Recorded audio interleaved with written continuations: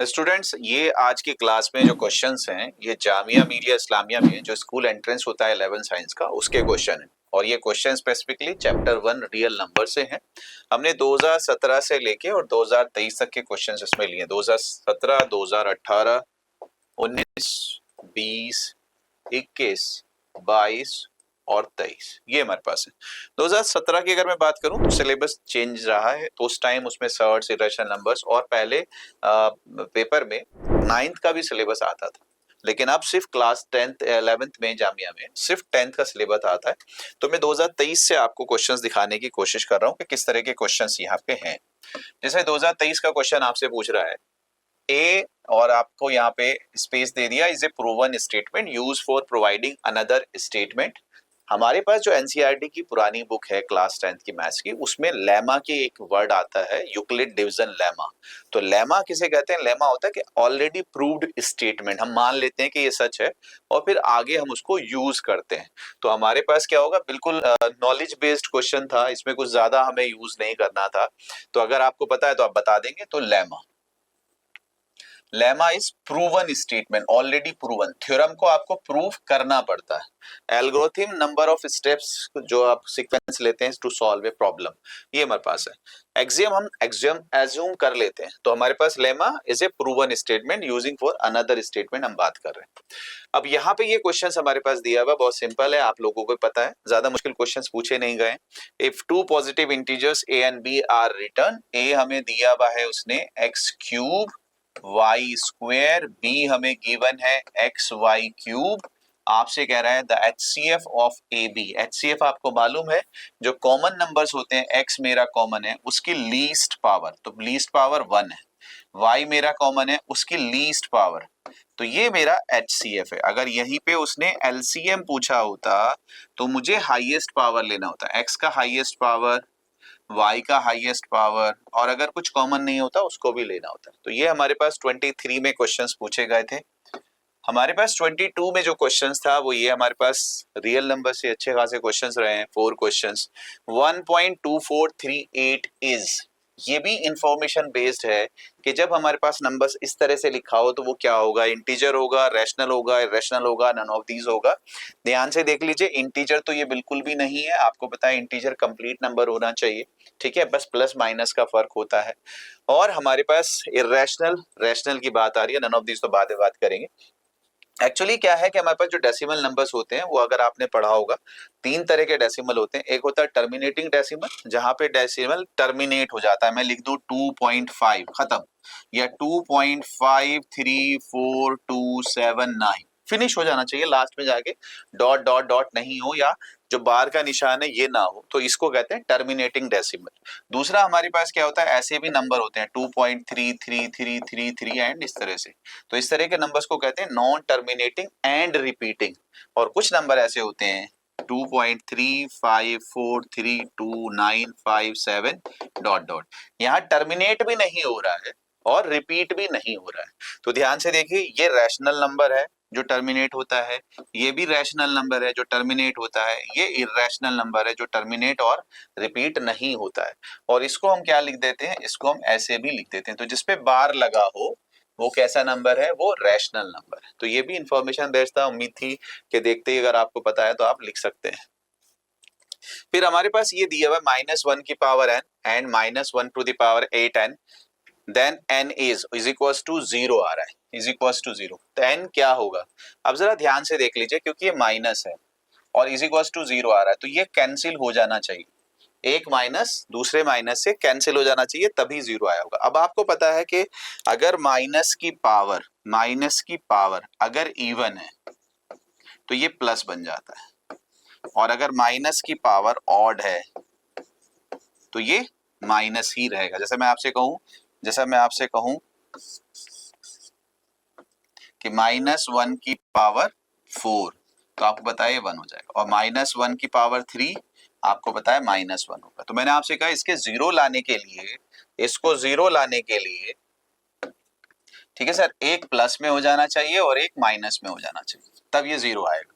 तो अब आप जरा ध्यान से देखो, यहाँ जो दिया हुआ है हमें वो 8n दिया हुआ है, 8n, तो ये इवन है, तो ये वाला मेरा प्लस आएगा, तो ये वाला मेरा नेगेटिव आना चाहिए। तो ये तभी आएगा जब मेरा n जो है वो वो हमारा पॉजिटिव इंटीजर तो हो, लेकिन पॉजिटिव में इवन भी हो सकता है, ऑड भी हो सकता है। नेचुरल नंबर इवन भी हो सकता है, ऑड भी हो सकता है। An odd natural number, yes ये वाला अगर ऑड होगा तो इसका रिजल्ट माइनस में आएगा, इसका प्लस में आएगा।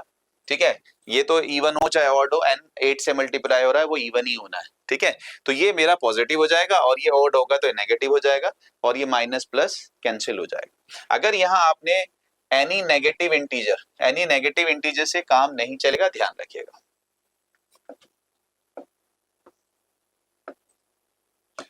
अच्छा sir, if the LCM and HCF of two numbers are 182, 13, if one of them is 26, तो ये आपके पास फिर अगेन एक इंफॉर्मेशन बेस्ड ही क्वेश्चन है। HCF और LCM जो होता है उनका प्रोडक्ट और नंबर्स के प्रोडक्ट के इक्वल होता है। अगर दो नंबर्स का आप HCF LCM निकाल रहे हो तो उन दोनों नंबर्स का प्रोडक्ट और HCF LCM का प्रोडक्ट सेम होता है।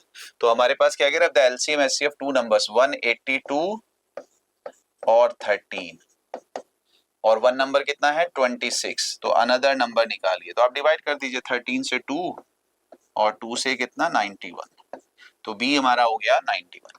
तो ये हमारे पास the decimal form of this, हमारे पास क्या है, ये भी ये सारे क्वेश्चंस जो हैं ज्यादातर एनसीईआरटी के एनसीईआरटी पे बेस्ड है।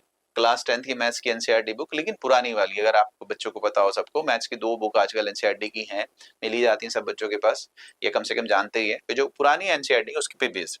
तो अगर हमारे पास इस तरह से नंबर लिखा हुआ हो 129 अपॉन 2 की पावर 2, 5 की पावर 7, 7 की पावर 5, आप ध्यान से देख लीजिए, आपको पता होगा अगर किसी नंबर्स के फ्रैक्शन में सिर्फ 2 हो तो वो टर्मिनेट करेगा, अगर सिर्फ 5 हो तो भी टर्मिनेट करेगा, अगर दोनों हो तब भी टर्मिनेट करेगा।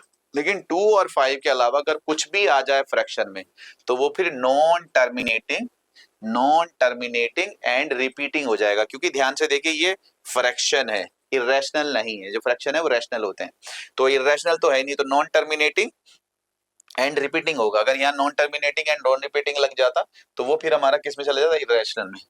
नॉन टर्मिनेटिंग तो होगा ही, लेकिन उसके साथ साथ रिपीटिंग भी होगा, उसके साथ साथ क्या होगा, रिपीटिंग भी होगा। तो हमारे पास ये कौन सा नंबर है, non terminating and repeating number.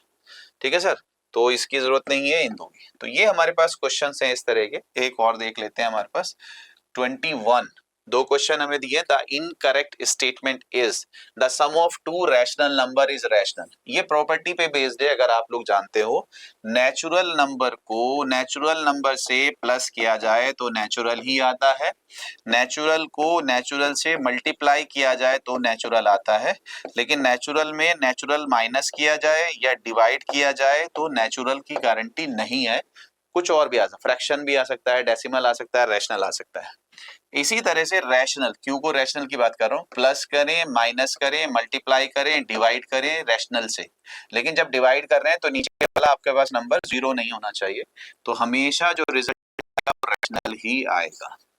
बस एक कंडीशन छोड़ दीजिए कि जिससे डिवाइड कर 0 नहीं चाहिए, अदरवाइज दो रैशनल नंबर्स को प्लस करो, माइनस करो, मल्टीप्लाई करो, डिवाइड करो, रैशनल आएगा। यहाँ पे देख लीजिए, अगर एक इरेशनल नंबर है उसको प्लस कर रहे हैं, माइनस कर रहे हैं, मल्टीप्लाई कर रहे हैं, डिवाइड कर रहे हैं इरेशनल नंबर से, तो हमेशा पता नहीं है कि क्या आएगा, रैशनल भी आ जाता है और इरेशनल भी आ जाता है।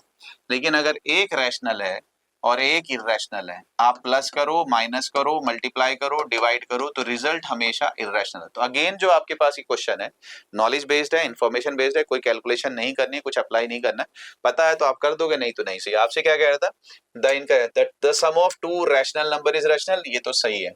हमसे कह रहा था इनकरेक्ट, तो ये तो करेक्ट है। The product of two rational number is rational, ये भी सही है। The sum of two rational number is an irrational number, ये गलत है, नन ऑफ दिस।